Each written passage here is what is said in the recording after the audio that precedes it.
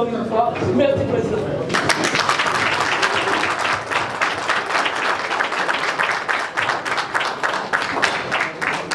Le président du peuple est le provocateur d'article 64.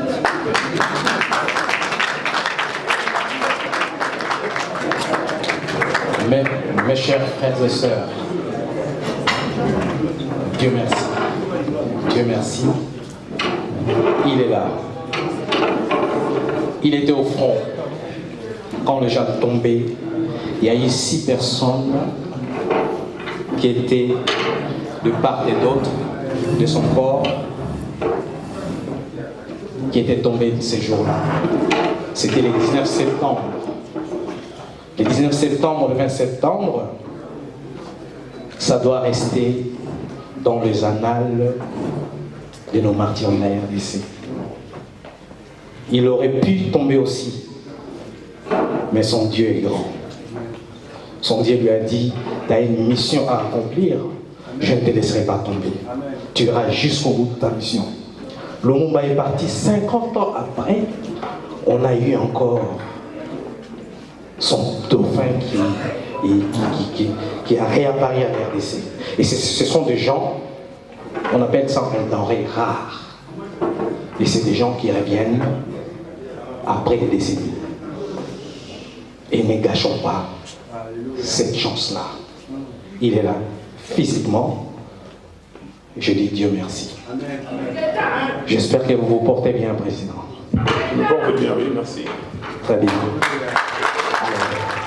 Pour commencer, je vous demanderai, mes chers frères et sœurs, de prendre d'abord une minute de silence pour nos frères qui sont tombés les 19 et le 20. Merci.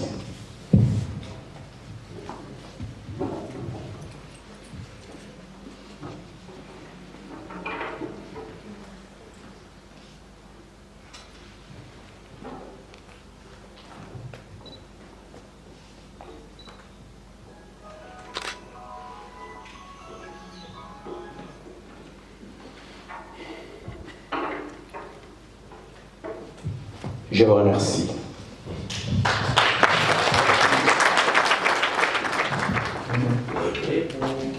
Congolais, unis par les sorts, unis par l'effort pour l'indépendance, dressons nos fronts, longtemps courbés, et nous des bons prenons le plus bel élan dans la paix au peuple ardent. Par les labeurs, nous bâtirons un pays plus beau qu'avant, dans la paix citoyenne. Entonnez l'hymne sacré de notre solidarité, fièrement saluer l'emblémateur de notre souveraineté. Congo, donc béni, Congo, des aïeux, Congo, au pays, Congo, bien-aimé, Congo, nous peuplerons ton soleil, nous assurerons ta grandeur.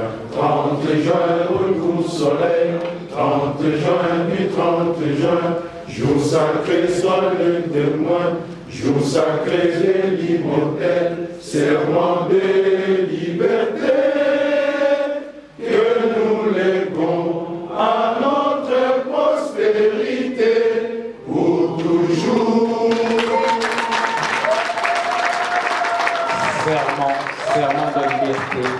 Serment de liberté que nous léguerons à nos prospérités. Chers frères et sœurs, merci. Merci pour votre présence. Et je vais continuer un peu dans le Seigneur, comme l'a dit l'abbé Faustin. Et quand vous allez rentrer chez vous, ouvrez vos Bibles, lisez le psaume 125, qui dit au premier verset, « Ceux qui se confient en l'Éternel sont comme la montagne de Sion. Elle ne chancelle point. elle est affermie pour toujours. Et je l'ai dit, moi je me confie à l'Éternel et je suis comme la montagne des Sion, je ne chancelle point pour le problème du Congo. Comme dirait l'autre, je le dirais dans les textes, côté pas. Je ne chancelle point et nous continuons et nous disons merci à ces dieux tout-puissants qui a fait qu'on soit ici aujourd'hui parmi vous. Je vais vous proposer un petit texte parce que je vais suivre ce texte et après, dans les questions-réponses, je vais rencontrer vos préoccupations. Mesdames et messieurs,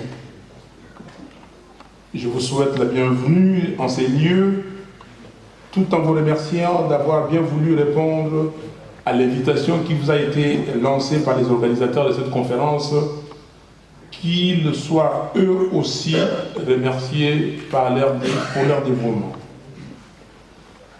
Et comme je le disais tout à l'heure, surtout, je remercie le Dieu Tout-Puissant pour les multiples bénédictions dont il ne cesse de combler chacun de nous présents ici par l'assurance que j'ai en tant que Congolais qu'il prépare et veille au destin merveilleux de notre pays pour le bien de l'humanité. Mais avant toute chose, ça on a déjà fait, je voulais qu'on fasse une minute de silence, nous l'avons fait ici, mais cette minute de silence,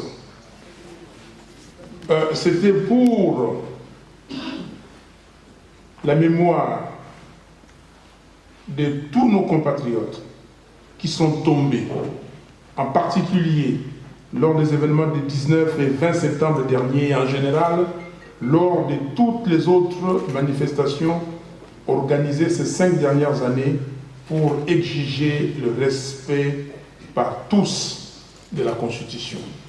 Tout le monde, tous les Congolais doivent respecter leur Constitution.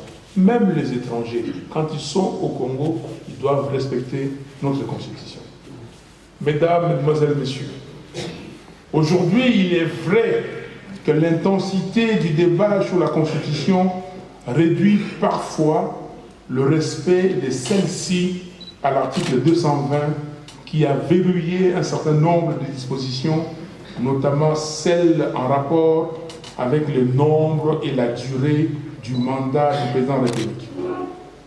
Cependant, il me paraît important de souligner la place tout aussi essentielle qu'occupe dans notre Constitution le titre 2 qui traite des droits humains, des libertés fondamentales et des devoirs du citoyen et de l'État. Ceux-ci sont aussi gravement menacés dans notre pays et leur violation régulière détruit la dignité de l'homme et empêche la libération des énergies positives nécessaires au développement du pays. C'est pourquoi, autant au niveau des forces acquises au changement, FAC, dont les idées, mon parti est membre, j'ai coordonné en 2013 la campagne populaire « Touche pas à mon 220 », pas de présidence à vie en RDC. Campagne à l'origine du combat collectif actuel. Autant je suis à l'aise pour y ajouter « Touche pas à mes droits, à mes libertés fondamentales et à mes devoirs ». En effet, la RDC, dans notre pays, la République démocratique du Congo, le bilan de leur violation est lourd et il est pénible de faire les comptes. En plus des victimes des événements de la semaine du 19 au 25 janvier 2015 et celles des événements les plus récents du 19 et 20 septembre dernier, comment ne pas penser aux 8 millions de Congolais, 8 millions de Congolais, 10% de la population congolaise, qui sont morts à la suite de diverses agressions meurtrières dont notre pays est victime depuis des décennies. C'est le génocide. 8 millions, 10% d'une population, comment peut-on appeler ça? on n'a pas suffisamment fait de publicité, de propagande sur les génocides congolais et je crois qu'il est temps maintenant de commencer à parler de ces génocides. Comment ne pas penser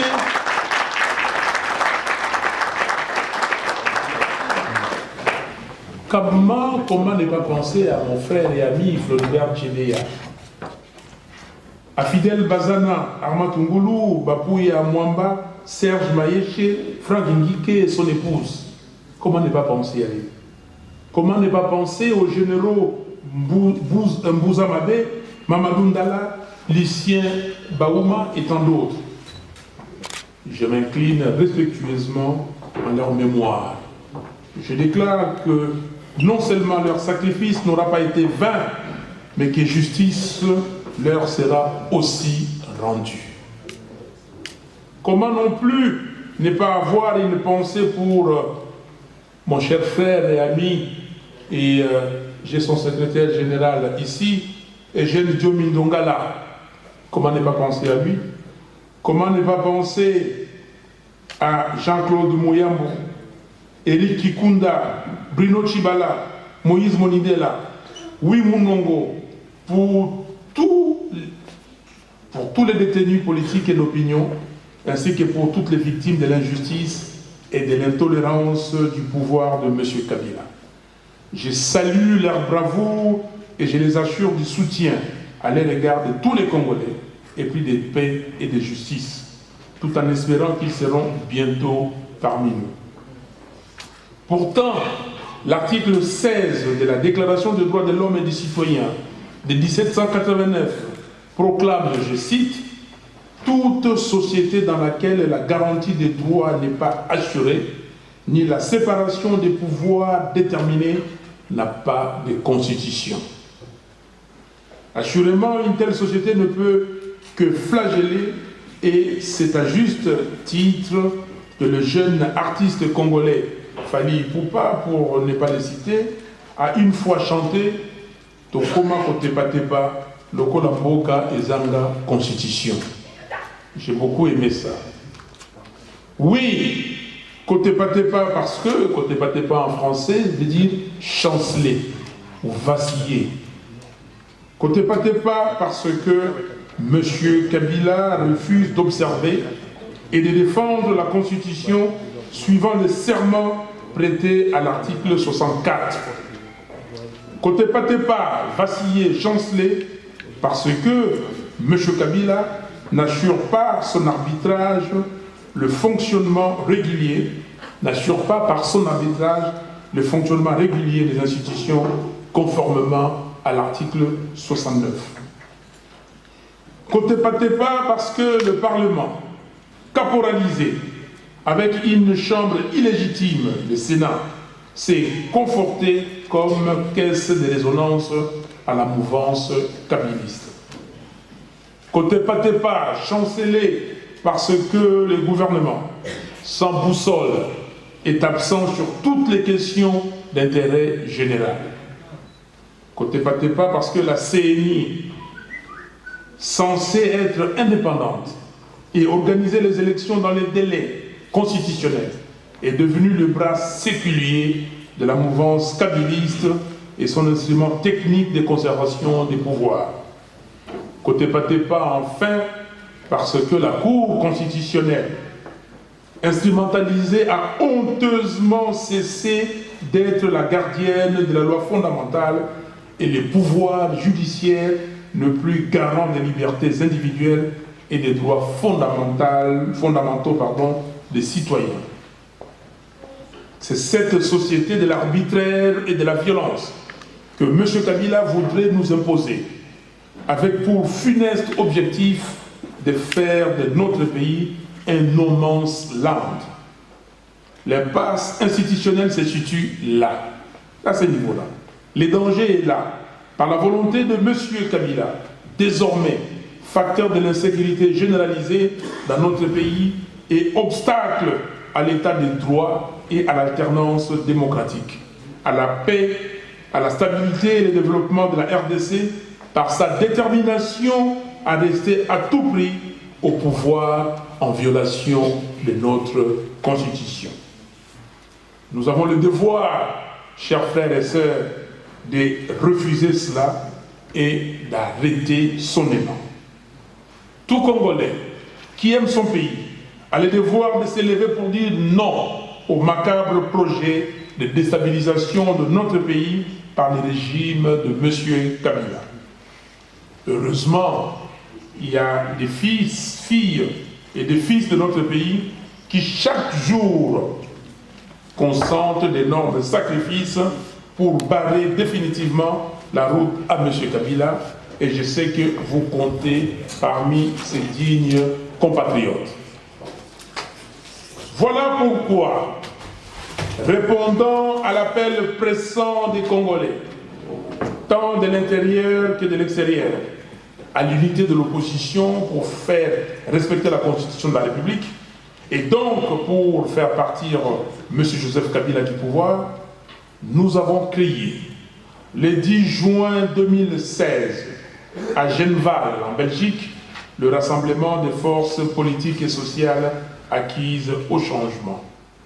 L'acte d'engagement signé à cette occasion déclare notamment notre attachement indéfectible à la Constitution de la République et à son strict respect, notre refus du dialogue convoqué par l'ordonnance de M. Kabila du 28 novembre 2015, notre adhésion totale à la résolution 2277 du Conseil de sécurité des Nations Unies du 30 mars 2016 et notre détermination à voir M. Kabila quitter le pouvoir le 19 décembre au plus tard à 23h59.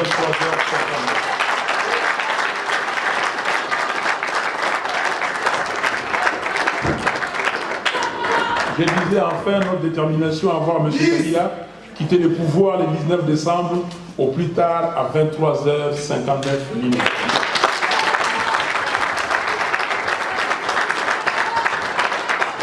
Toutes les actions que nous avons menées depuis notre retour de Genval participent de cet objectif ultime. Il s'agit notamment de l'accueil triomphal réservé par la population lors du retour au pays du président du Conseil des sages et du Rassemblement, le président Etienne Tshisekedi, le 27 juillet 2016.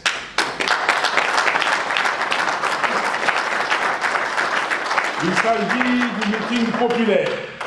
Le meeting populaire du 31 juillet 2016 sur l'esplanade située entre le boulevard Triomphal et l'avenue de l'Enseignement.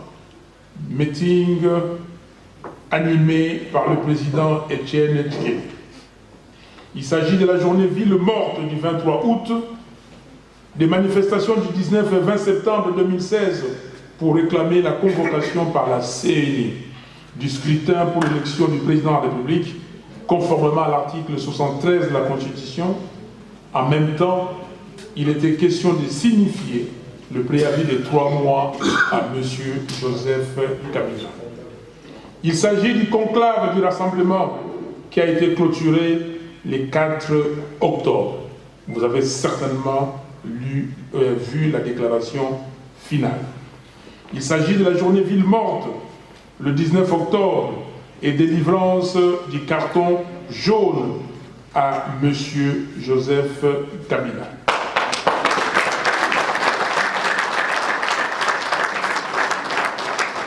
Et je garde encore cette symbolique des cartons jaunes, vous me voyez en cravate.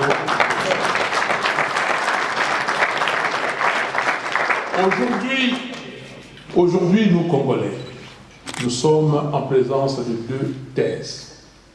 Le premier, le projet des kabylistes contenu dans l'accord du 18 octobre de leur monologue de la Cité de l'Union africaine. La deuxième thèse, les positions du rassemblement prises lors de notre conclave du 4, qui s'est terminé le 4 octobre 2016 à Kinshasa, Limité. En résumé, que veut le rassemblement? Le rassemblement demande la démission immédiate des membres de la CENI ainsi que du gouvernement pour leurs responsabilités dans l'impasse électorale actuelle. Le rassemblement pour ce faire intensifiera les actions pacifiques amorcées le 19 septembre jusqu'au départ du pouvoir de M. Kabila le 19 décembre 2016 au plus tard à 23h59. Le rassemblement exige la restructuration de la CENI, du CESAC et de la Cour constitutionnelle. Le rassemblement demande l'évaluation minutieuse de l'opération en cours, l'opération d'enrôlement des électeurs en vue d'en assurer la régularité et de l'accélérer. Pour le rassemblement, à partir du 20 décembre 2016, M. Joseph Kabila ne pourra plus engager la République démocratique du Congo, tant à l'intérieur qu'à l'extérieur du pays. Je répète, pour le rassemblement, à partir du 20 décembre 2016, M. Joseph Kabila ne pourra plus engager la RDC tant à l'intérieur qu'à l'extérieur du pays. Toutes les institutions dont le mandat sont à terme doivent cesser de fonctionner. Le rassemblement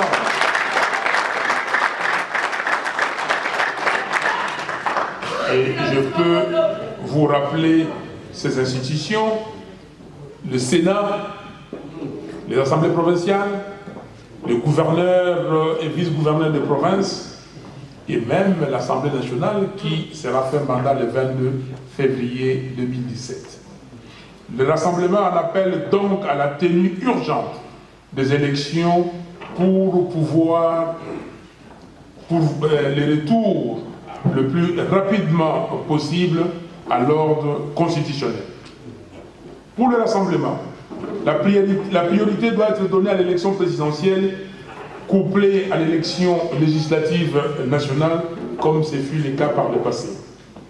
Et nous disons que dans les délais de 30 jours maximum, à compter de la proclamation des résultats provisoires des élections présidentielles et législatives, il faudra organiser les élections provinciales et sénatoriales.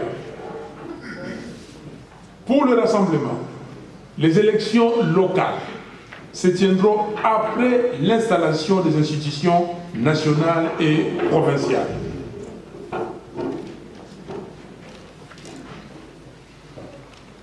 Il apparaît clairement aujourd'hui que seul le peuple congolais demeure le dernier et l'ultime rempart pour la défense de la Constitution, qui d'ailleurs lui en fait obligation en son article 64.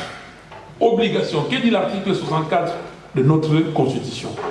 Tout Congolais a le devoir de faire échec à tout individu ou groupe d'individus qui veut se maintenir au pouvoir par la force ou en violation de la Constitution. C'est un devoir constitutionnel. Ce n'appartient pas à un individu ou à un groupe d'individus de violer la Constitution et de dire, comme M. Kabila et ses amis aujourd'hui, dit que je vais au-delà du 19 décembre 2016. Il est nullement question. Et donc, nous avons ces devoirs-là, comme d'ailleurs nos frères et sœurs burkinabés. Qu'est-ce qu'ils ont fait? Quand M. Compaoré et ses amis voulaient changer l'article 39, mesdemoiselles et messieurs, l'avantage que nous avons aujourd'hui est que tous les Congolais sont très préoccupés par la situation actuelle dans leur pays et suivent de près son évolution. Et je vois comment vous vous décarcassez pour suivre ce qui se passe au Congo. Heureusement, ils sont matures et politiquement engagés. Je saisis donc cette occasion pour féliciter toute la diaspora congolaise pour son apport substantiel dans les combats en cours.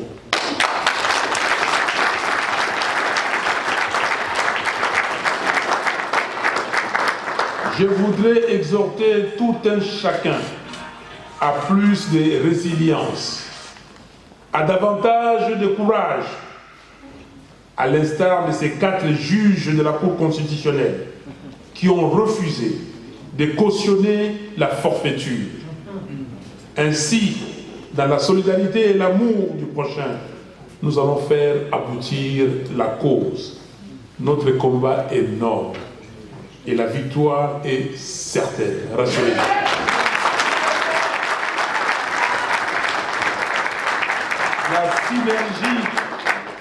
La synergie qui doit régner entre nous qui évoluons sur terrain et vous qui êtes ici à l'étranger recommande en effet que lorsque nous nous rencontrons, comme c'est le cas aujourd'hui, nous puissions échanger pour nous compléter mutuellement en termes d'information et ensemble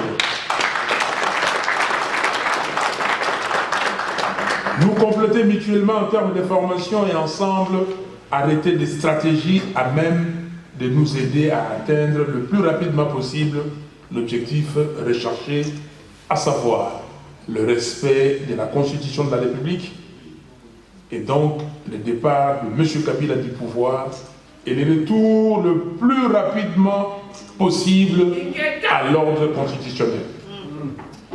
Je suis convaincu, chers frères et sœurs, qu'il y a bien d'autres sujets sur lesquels vous souhaiteriez avoir des précisions ou des éclaircissements de ma part.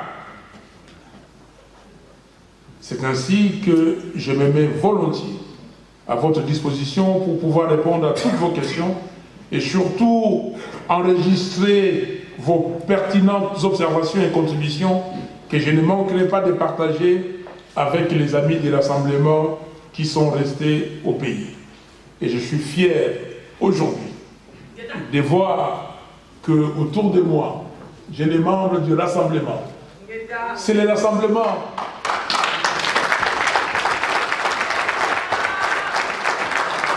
Et j'ai dit tout à l'heure, vous nous avez imposé le Rassemblement. Arrêtez avec des idées partisanes. Le Congo a un, et le Congo doit être uni. Je vous remercie, et je remercie tous les amis qui sont venus aussi d'ailleurs, de la Suisse, de la Belgique, de l'Allemagne, de l'Angleterre, pour venir s'associer avec ceux de France et assister à cette conférence débat. Je ne peux terminer mon propos sans remercier à travers tous les Congolais de la diaspora qui m'ont témoigné de leur soutien lors de la tentative d'assassinat à mon endroit. Et je vous suis reconnaissant. Je suis reconnaissant à tous les Congolais. Je suis reconnaissant au président Tshisekedi qui m'appelait tous les 2 jours quand j'étais à l'hôpital. Je suis reconnaissant aux membres du Rassemblement. Je suis reconnaissant aux membres de l'ESID, aux membres des FAC. Je suis reconnaissant aux membres de la dynamique de l'opposition. Je suis reconnaissant à tous les Congolais. Chers frères et sœurs, nous n'avons qu'une seule voix et nous n'avons qu'un seul pays. Ne vendons pas notre pays. Ne trahissons pas notre pays. Ne trahissons pas la mémoire de Lumumba. Lumumba avait dit, donnez au peuple congolais la liberté et vous allez voir ce qu'il pourra faire de cette liberté. Lumumba avait dit, et c'est sa vision que nous poursuivons, le Congo sera demain le centre du rayonnement de l'Afrique tout entière. Amen. Que le Dieu Tout-Puissant bénisse la RDC, que Dieu Tout-Puissant vous bénisse et je vous remercie.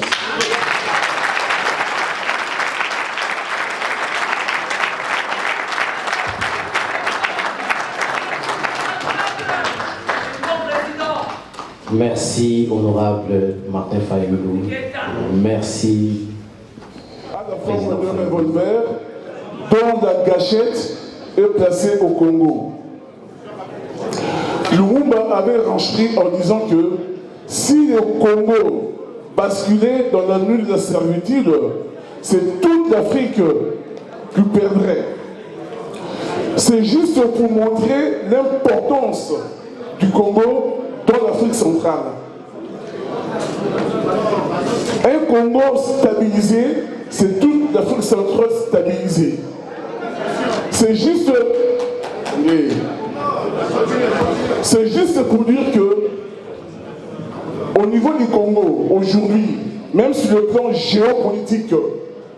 Si on partait aujourd'hui dans le soulèvement populaire, ce qui est notre souhait pour mettre vraiment de l'ordre dans ce pays-là, l'impact du soulèvement populaire, il y aura des conséquences au niveau de Brazzaville, au niveau du Gabon, au niveau du Togo, au niveau du Rwanda, au niveau du Burundi.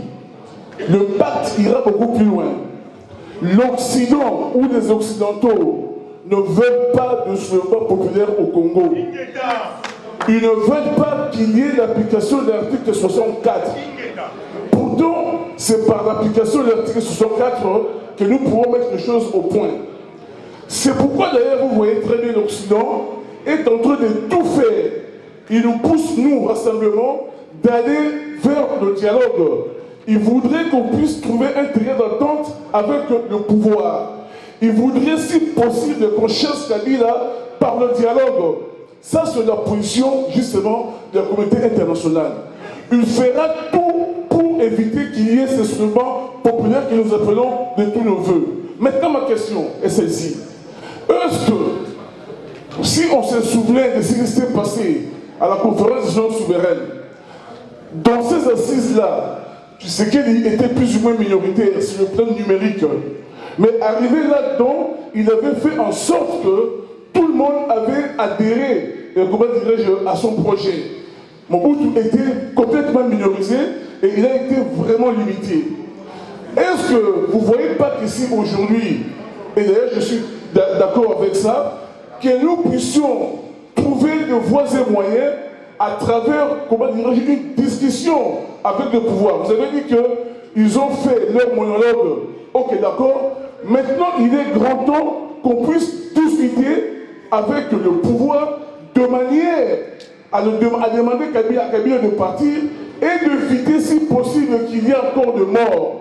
Moi je pense que c'est encore possible aujourd'hui d'obliger Kabila de partir. Si maintenant Kabila ne veut pas partir à travers ce dialogue, on va faire appel au peuple. On va prendre le peuple comme témoin. Merci. Pour dire qu'on a essayé, on n'a pas réussi, maintenant nous pouvons partir. Merci. Ça fait presque 5 ans. Que fait la diaspora congolaise? La diaspora nigériane, la diaspora ghanéenne. Mais si vous regardez ce qu'ils font, si vous regardez même des manifestations internationales qu'elles organisent, mais c'est à vous de se dire, même à partir d'aujourd'hui, ce n'est pas tard. Qu'est-ce que nous pouvons faire pour que nous ne soyons pas oubliés? Parce que vous êtes capable demain d'imposer un président de la République. Je ne sais pas si vous le savez. Oui. Vous êtes capable. Mais comment? Mais ça, c'est à vous. C'est à vous, parce que la classe moyenne congolaise est ici. L'expertise est ici. Les compétences sont ici. Mais qu'est-ce que nous faisons? Pourquoi nous sommes incapables? Il y a un Américain qui m'a dit, il a toujours été, il s'étonne toujours de voir quand on dit, par exemple, les Hutus rwandais laissent des fonds à l'extérieur, c'est des millions. Ils ne sont pas nombreux. Mais nous, pourquoi nous ne le faisons pas? Notre ami Bovic, j'ai regardé si c'était lui et ça, maintenant je viens de constater que c'est lui effectivement, parce que je le connais. Donc, parler de la musique ici. Mais vous savez que les Beatles, à un moment donné, en Angleterre, c'est eux qui faisaient rentrer des devises pour la Grande-Bretagne. Mais qu'est-ce que nous faisons? Ça, c'est une question. Je peut-être une partie de la réponse dans une réflexion, mais c'est une réflexion que je demande aux amis du rassemblement avec vous tous de conduire pour voir qu'est-ce que nous pouvons faire. Il y a un ami du rassemblement me disait, mais tenez, est-ce que là, nous pouvions nous-mêmes, nous Congolais, organiser les élections, financer les élections? Si depuis 2011, on mettait chacun de nous-mêmes chaque mois un euro, chacun de nous. Mais on devait avoir plusieurs millions de dollars aujourd'hui d'euros et dire à la communauté internationale, à je ne sais qui, l'argent est à la banque, si vous devez commander des urnes, voilà, on fait ceci. Si Dieu veut commander des cartes, on fait ceci. Si. Mais c'est l'organisation, chers frères et sœurs. Si nous ne sommes pas organisés, on n'ira nulle part. Allez voir les Iraniens, allez voir les Israéliens, allez voir les autres diasporas. C'est très important. Donc, je suis totalement d'accord avec vous. On ne peut pas vous oublier, parce qu'on ne peut pas oublier un pan du pays. Caméré, avec qui vous étiez ensemble, il a pris les larges. Et, chers amis, beaucoup de gens, j'ai vu les journalistes français qui est venu tout à l'heure, et il m'a interviewé plusieurs fois. Je lui ai dit, rappelez-vous de ce que je vous avais dit. J'ai vu Christophe Boisbouvier de RFI, je lui ai dit, rappelez-vous de ce que je vous avais dit. Moi, je n'ai aucun complexe. Moi, je n'ai pas de soucis. Moi, je sais ce que je suis. Et je vous ai dit que je suis comme la montagne de Sion. Alléluia. Et je les chancelle le point. Et j'ai toujours dit, même si Bochab dit aujourd'hui qu'il quitte Kabila et vient chez nous, si c'est pour déstabiliser Kabila, on va l'accepter. Est-ce qu'il va tenir? Parce que nous ne sommes pas dans une course de 100 mètres où Usain Bolt pulvérise les records, ou les 200 mètres. Nous sommes dans une course de fond. C'est un marathon. Nous allons tenir. Mais si c'est un balai de chauve, on va voir les cheveux de certains vont pousser. Mais nous resterons. Donc, il est venu. Il a momentanément quitté sa famille politique parce qu'il avait certainement des problèmes avec ses anciens amis. Il est venu, il nous a déstabilisés, il faut le dire. Parce que c'est vous, si vous disiez, ah non, vous ne voulez pas de tel, ah vous ne voulez pas composer. Mais nous l'avons dit, moi je lui ai dit en 2011, comment dans une élection, à un seul tour, élection présidentielle, où vous avez deux poids lourds, j'ai dit deux poids lourds parce que vous avez un ultra populaire, Etienne Tshisekedi, et puis vous avez quelqu'un qui a les commandes, qui a les pouvoirs, qui a l'armée, qui a les caisses de l'État. Élection à un tour, et vous, un troisième larron, vous venez vous dire que maintenant, je vais mettre mon nez, et même un quatrième, Kengo. Donc, vous comprenez que ces gens-là étaient envoyés par Kabila pour l'aider à tricher correctement. Vous l'avez compris? Nous l'avons compris, mais pour nous, c'était déstabiliser Kabila. Le fait qu'il soit venu chez nous, il a déstabilisé.